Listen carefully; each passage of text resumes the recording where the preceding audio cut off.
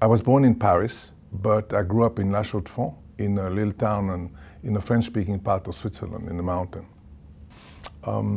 My mother encountered some sort of a family, Swiss family that was in Paris, and I was very sick. And this family, my mother was very poor, and this family convinced them that I should be in Switzerland, I would recover. And she gave me for a few months, and I never came back. So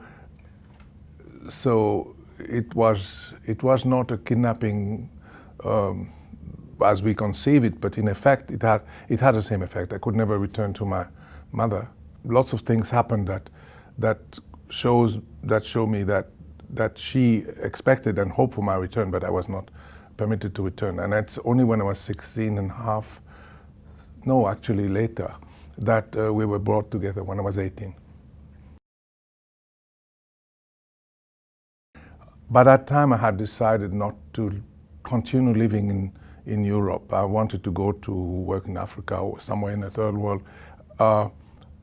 And I thought I would need an education that had a strong technical or scientific background in order to bring something that people could use.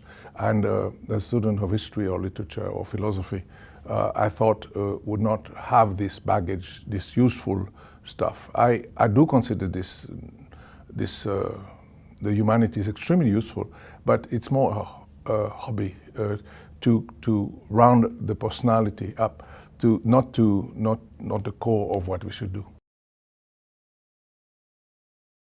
Off I went to Ghana that was in '71, and I did I collected enough data and enough material on a small lagoon in West Africa that I later could do my master on it. So this was my first exposure to work in developing world, and what I learned is that I would forever remain European. I could not blend into the background, but I could do useful work. And that later I was able to do, working after my master. I was worked for the German bilateral agency, development agency. Worked for 2 years in Indonesia, and after that went back to Germany to do my PhD, and worked in the Philippines and stayed there for about 20 years. Working on the development of tropical fisheries biology. And I influenced that discipline very much and realized my dream of being useful to the developing countries, I guess. Really, I'm interested mainly in patterns.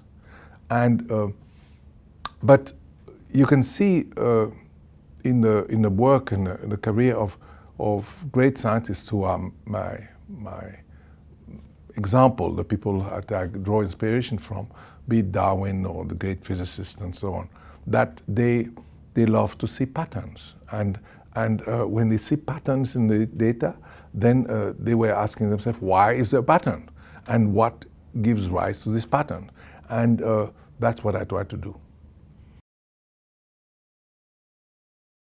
The fish that live in our waters, we have to know how old they get, because if they get very old, then we must take only a few of them, and so the stock can renew themselves. So it is important that we know how old fish get, and you can tell the age of a fish like the age of a tree. If you cut a tree, you can see there are rings in the trunk, and this is because the winter, they grow a little bit, and in the summer they grow a lot. And you can see these growth rings, and you can count them, and you know how old the tree is. Now, the fish have in the bones, or for example in the ear bone that they have also such annual rings. You could cut it, and you can look in the microscope, and you can see rings, and you can count them, and it will tell you how old the fish is. But these rings are created by the difference between summer and winter, the difference in temperature.